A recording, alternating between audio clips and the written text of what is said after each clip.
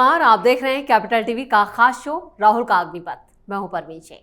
कल शायद कांग्रेस सांसद और नेता प्रतिपक्ष राहुल गांधी प्रकट होने वाले हैं। वो बिहार वोटर लिस्ट वेरिफिकेशन के खिलाफ होने वाले चक्का जाम में शामिल होंगे और इस दौरान वो बिहार कांग्रेस और आरजेडी नेताओं से भी मुलाकात करेंगे। लेकिन शाम होते होते राहुल की परेशानी बढ़ने वाली है, क्योंकि कर्नाटक का सियासी संकट दिल्ली जो पहुंच चुका है। सीएम की कुर्सी को लेकर मचे बवाल पर कांग्रेस आलाकमान ने सीएम सिद्धारमैया और डिप्टी सीएम डीके शिवकुमार को दिल्ली तलब किया, जहां राहुल गांधी कल शाम को ही कर्नाटक के दोनों नेताओं से मुलाकात करेंगे। इस बीच डीके शिवकुमार तो एक दिन पहले ही दिल्ली पहुंच चुके हैं और दिल्ली आते ही उन्होंने बंद कमरों में कई मीटिंग्स की हैं। इन मीटिंग्स ने कैसे राहुल गांधी की टेंशन बढ़ा दी है, क्यों कांग्रेस की दिक्कतों में इजाफा हो चुका है, इसी पर चर्चा के लिए स्टूडियो मौजूद है कैपिटल टीवी के executive editor Rajiv Kumar. Sir, आपका बहुत बहुत स्वागत है। धन्यवाद। फाइनली राहुल गांधी बिहार पहुंच रहे हैं, लेकिन वो भी चक्का जाम के लिए। देखिए, अब किस बात के लिए पहुंच रहे हैं वो तो राहुल गांधी ही बताएंगे जी। चक्का जाम करवाने पहुंच रहे हैं, चक्का जाम में भाग लेने पहुंच रहे हैं, या इस अवसर का फायदा उठाने पहुंच रहे हैं जी। क्योंकि चक्का जाम या फिर बंद का आयोजन न तो राहुल गांधी के इशारे पर हुआ, न कांग्रेस के इशारे पर हुआ है। और ये समय ऐसा चुना गया जबकि all India trade union Congress और कई दूसरे ट्रेड यूनियन भी प्रदर्शन चक्का जाम की बात कर रही है। उनकी मांग बिहार में वोटर लिस्ट सुधार नहीं है, बल्कि कुछ और 7 डिमांड उन्होंने सरकार के साथ रखी है कि लेबर ऑर्गेनाइजेशन उनके हितों के लिए कुछ सरकार से नेगोशिएशन करना है जी। लेकिन एक ही समय है तो इन लोगों ने भी चाहा कि चलो इसका फायदा उठा लेते हैं, क्योंकि ट्रेड यूनियन की बंदी है तो कई जगह पर अपने आप ही दुकानें बंद रहेगी, ऑफिसेस बंद रहेंगे, काम बंद रहेंगे और उस समय आवाजाही कम होगी। और उसी बीच हम भी ये दिखाने की कोशिश करेंगे कि देखो महागठबंधन का ये चक्का जाम बंद अभियान कितना ज्यादा सक्सेस रहा। अब राहुल गांधी को इसकी जानकारी मिली तो राहुल गांधी भी ये आग सेकने के लिए चले गए कि चलो भाई, एक मामला ऐसा है जिसमें हमारी उपस्थिति हमारा जो भाव बढ़ा सकता है, इसलिए राहुल गांधी जा रहे हैं वहां पर। क्योंकि इतने दिन हो गए जब से लंदन से वापस लौटे हैं, तब से कभी भी सार्वजनिक तौर पर प्रकट नहीं हुए। सोशल मीडिया पर एक्टिव रहे, कुछ बयान देते रहे, लेकिन फिर भी राहुल गांधी कहीं भी सार्वजनिक सभा में नजर नहीं आए। जैसे इस बीच मल्लिकार्जुन खड़गे ये छत्तीसगढ़ गए, दूसरे राज्यों में गए, कर्नाटक भी गए, सुरजेवाला को भी कर्नाटक भेजा गया और कर्नाटक में विवाद भी चला, लेकिन फिर भी वहां नहीं गए। इस बीच खबर आई कि राहुल गांधी और प्रियंका वाड्रा ये दोनों वायनाड जाएंगे, जो कि वायनाड के अंदर पिछले बार डिजास्टर हुआ था। तो उसके बाद जो पीड़ित लोग थे उनके लिए घर बनाने के लिए कांग्रेस ने वादा किया था और 100 परिवारों को घर देना था। उसके लिए राहुल गांधी और प्रियंका गांधी दोनों जाएंगी। लेकिन यह भी खबर दब के रह गई, सिर्फ चर्चा ही हुई। राहुल गांधी अपने आवास से बाहर नहीं निकले या फिर आवास में थे ही नहीं, कोई जानकारी नहीं हुई। ट्विटर पर, सोशल मीडिया के दूसरे प्लेटफॉर्म पर एक्टिव रहने के लिए आपको किसी एक जगह पर उपस्थित होना जरूरी नहीं है। दिल्ली हो या फिर लंदन हो या फिर यूके के किसी दूसरे पार्ट में हो, यूरोप में हो, आप कहीं से भी ट्विटर, सोशल मीडिया हैंडल कर सकते हैं। और उसके लिए भी राहुल गांधी की तो अपनी टीम है, वो खुद हैंडल नहीं करते। लेकिन एक मौका मिला कि ऐसे समय में जाएंगे और फिर अपने लिए एक आधार बना कर आएंगे कि देखो हम कैसे अभी भी पॉलिटिक्स में एक्टिव हैं। लेकिन ये बिहार जाना है, हो सकता है, संभावना इस बात की है कि बिहार राहुल गांधी जाएं और अपना चेहरा चमका के वहां से वापस आए, क्योंकि बिहार में इनके लिए या फिर राष्ट्रीय जनता दल के लिए चुनाव आयोग के सुधार के मुद्दे पर, जो वोटर लिस्ट सुधार चल रहा है, उस मुद्दे पर कोई फायदा मिलने वाला नहीं है, क्योंकि ये लोग उसके खिलाफ बातें कर रहे हैं और नीतीश कुमार और भारतीय जनता पार्टी समर्थन में वोटर जागरूकता अभियान चला रही है। ये जो नीतीश कुमार की पार्टी है जनता दल यूनाइटेड, वो तो साइकिल यात्रा, साइकिल मार्च निकाल रही है। गांव गांव में इनके कार्यकर्ता जा रहे हैं और जागरूकता पैदा कर रहे हैं कि देखो भाई, सही मायने में अगर आप बिहार से हो, आप उस क्षेत्र के हो, आपके पास सर्टिफिकेट है, डॉक्यूमेंट्स है, तो आप दिखाओ। जो भी परेशानियां होती है उसके लिए हमारे कार्यकर्ता आपके साथ है।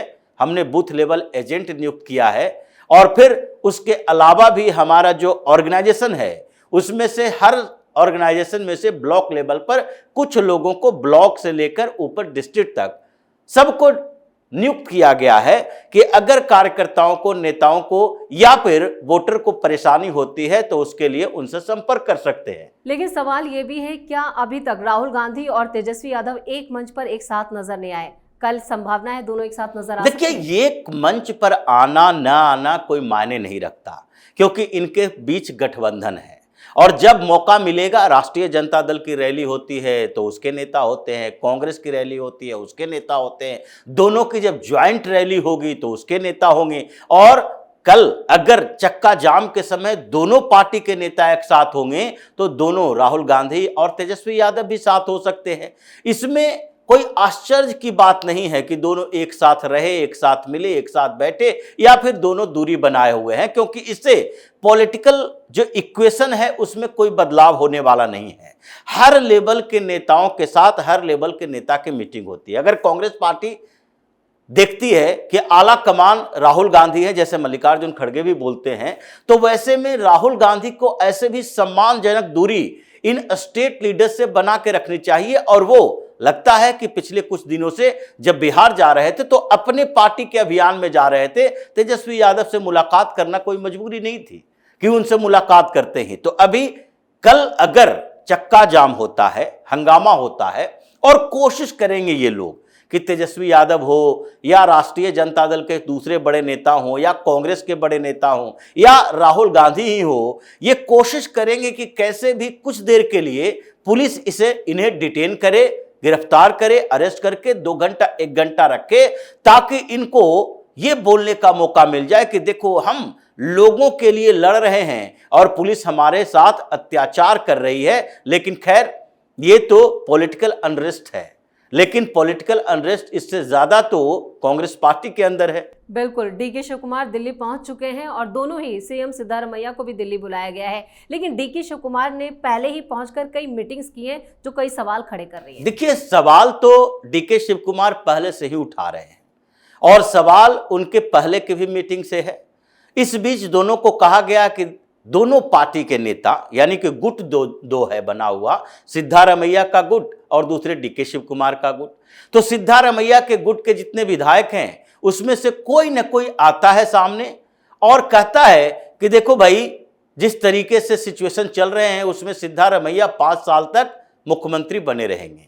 दूसरी तरफ डीके शिव कुमार खुद नहीं बोलते, बल्कि उनके समर्थक विधायक बोलने लगते हैं। पिछली बार भी बोला और इस बार भी 2 विधायक सामने आ गए और उन्होंने सीधे तौर पर कहा, जैसे सीपी योगेश्वर है एक विधायक कांग्रेस के, उन्होंने कहा डीके शिव कुमार के पास समर्थन है मुख्यमंत्री बनने के लिए, उन्हें करना पड़ेगा कि अगर चेंज नहीं करते हैं तो विद्रोह होगा। लेकिन इस बीच अब ये बार बार सवाल उठा कि रणदीप सुरजेवाला के पास औकात नहीं है, न ही मल्लिकार्जुन खड़गे जो पपेट प्रेसिडेंट हैं कांग्रेस के, उनके पास इस बात की क्षमता है कि वो डिसीजन ले सके। उन्होंने तो खुद कह दिया आला कमान फैसला लेंगे, तो दोनों को आला कमान से मिलने के लिए बुलाया गया।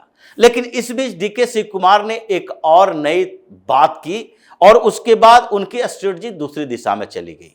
बुधवार को शाम को दोनों की मीटिंग होनी है राहुल गांधी से, वो मंगलवार को दिल्ली आते हैं और एक शेड्यूल रखते हैं। वो शेड्यूल है कि 2 केंद्रीय मंत्रियों से मुलाकात करने का। एक है सीआर पाटिल, जल शक्ति मंत्री हैं, दूसरे हैं भूपेंद्र यादव। अब इन दोनों के साथ उनकी मीटिंग, क्योंकि डीके शिव कुमार भी ये जानते हैं कि हमारा पोर्टफोलियो अगर इरिगेशन डिपार्टमेंट का है तो जल शक्ति मिनिस्टर से मुलाकात करने में ये लोग हमें कुछ कर नहीं सकते। उसके बाद फॉरेस्ट मिनिस्ट्री है भूपेंद्र यादव के पास, तो जिस तरीके से अर्बन डेवलपमेंट के लिए, मंगलुरु डेवलपमेंट के लिए बेंगलुरु में डीडीए की जिम्मेदारी इनके पास है, उनसे भी मुलाकात कर सकते हैं। तो उन्होंने एक शेड्यूल बनाया और चुना कि किन नेताओं से मुलाकात करें, उनकी भूमिका भारतीय जनता पार्टी में है क्या। जैसे सीआर पाटिल की बात करते हैं। सीआर पाटिल अभी जैसे ये महाराष्ट्र से चलता हुआ गुजरात में लीडरशिप इनकी बढ़ी है, जन्मे महाराष्ट्र में थे, कर्मभूमि इनकी गुजरात रही। सीआर पाटिल की बड़ी भूमिका रही, केशुभाई पटेल के समय से धीरे धीरे राजनीति में सक्रिय हुए और पीएम मोदी और अमित शाह के करीबी माने जाते हैं। पीएम मोदी ने ही इन्हें पहली बार लोकसभा का टिकट दिलवाया था 2009 में ही। बाद में पीएम मोदी के साथ कोऑर्डिनेशन बना और कई राज्यों के प्रभारी रहे, बिहार के भी रहे, उत्तर प्रदेश के भी रहे, मध्य प्रदेश के भी रहे। गुजरात में जो पिछली बार ऐतिहासिक जीत भारतीय जनता पार्टी को मिली, उसमें सीआर पाटिल की बड़ी भूमिका बताई जाती है, क्योंकि कहा जाता है इन्होंने पन्ना प्रमुख की नियुक्ति की थी। ये बूथ प्रमुख नहीं, पन्ना प्रमुख। एक वोटर लिस्ट में अगर 3 पन्ने हैं तो तीनों पन्ने के अलग अलग कार्यभार संभालने के लिए व्यक्ति होंगे, और ऐतिहासिक जीत दिलवाई। अभी केंद्रीय मंत्री हैं।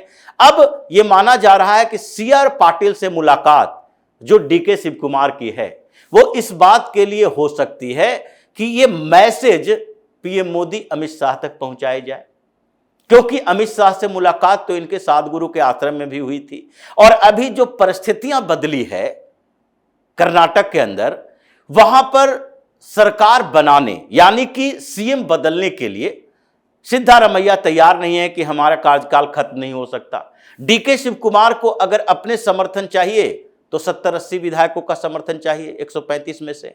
लेकिन अगर उनको मुख्यमंत्री बनना है किसी दूसरे के साथ, तो भारतीय जनता पार्टी जेडीएस के सहयोग की जरूरत पड़ेगी। 89 विधायक उनके पास हैं, तो 35-40 विधायक भी इनके पास होंगे, या 25-30 विधायक भी होंगे, तो भी वो सीधे इनके साथ गठबंधन करके मुख्यमंत्री बन सकते हैं। जो कि संभावना है कि अभी जितने विधायक, तकरीबन 40 से 50 के बीच के विधायक जो बार बार खुलेआम आकर कह रहे हैं, इनसे मुलाकात कर रहे हैं और कह रहे हैं सीएम के लिए आप दावेदारी ठोको।